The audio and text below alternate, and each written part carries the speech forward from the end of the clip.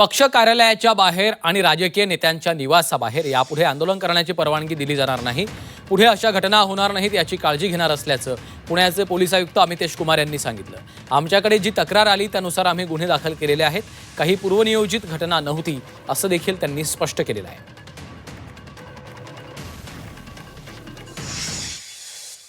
अशा प्रकारचे आंदोलनमध्ये अशा काही घटना घडतील।